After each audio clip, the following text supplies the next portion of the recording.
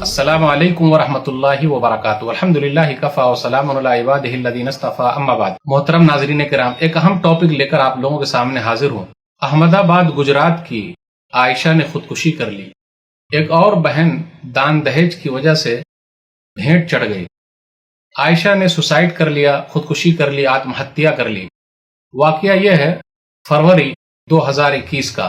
عائشہ احمد آباد کی رہنے والی تھی، اس کی شادی راجستھان میں ہوئی تھی۔ شوہر کا نام عارف ہے، عائشہ کے ابو کا نام لیاقت ہے۔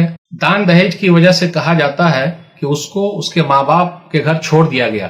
عائشہ نے خودکشی سے پہلے ایک ویڈیو بنائی مسکراتے ہوئے، لیکن کسی کا نام نہیں لیا اور کہا میرے بعد مت کچھ ایسا کرنا، میں اللہ کے پاس جانا چاہتی ہوں، پانی میں تیرنا چاہتی ہوں۔ اور اس کے بعد ایک آڈیو بھی ہے جو اس نے بات کی ہے اپنے ماں باپ سے۔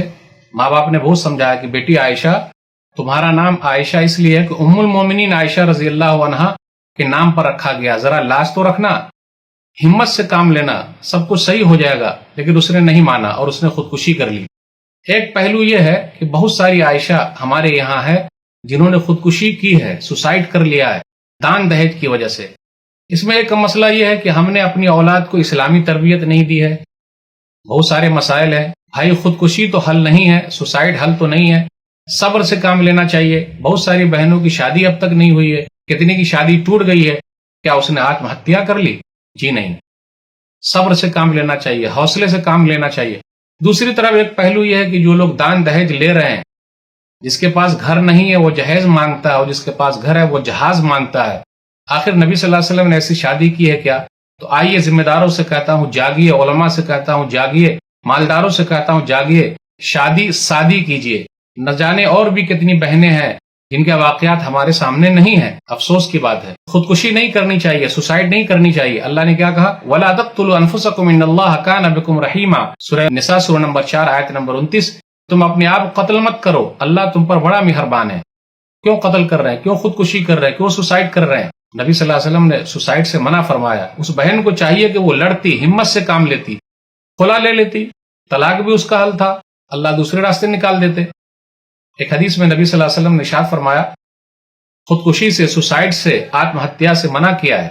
اس لیے ہم مومن ہیں، اللہ پر بھروسہ کرنا ہے، چاہے جتنی بھی پریشانی ہو صبر سے کام لینا ہے۔ صحیح بخاری کتاب الطب حدیث نمبر 5778، ابو ہریرہ رضی اللہ تعالیٰ عنہ کہتے ہیں نبی صلی اللہ علیہ وسلم نے فرمایا، من تردى من جبل فقتل نفسه فهو في نار جہنم يتردى فيه خالدا مخلدا فيها ابدا، جس نے پہاڑ سے کود کر کے خودکشی کر لی تو وہ جہنم میں رہے گا اور ہمیشہ اسی طریقے سے کودتا رہے گا اور ہمیشہ ہمیش کے لیے رہے گا۔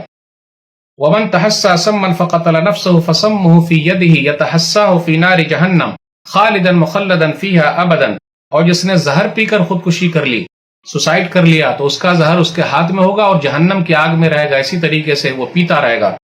ومن قتل نفسه بحديدة فحديدته في يده يجع فيها في بطنه في نار جہنم خالدا مخلدا فيها ابدا، اور جس نے لوہے کے کسی ہتھیار سے اپنے آپ کو مار لیا، چاقو گھونپ لیا، پستول سے مار لیا، تو اس کا لوہا اس کے ہاتھ میں ہوگا اور اس طریقے سے وہ مارتا رہے گا اپنے پیٹ میں، جہنم میں ہمیشہ ہمیش کے لیے رہے گا۔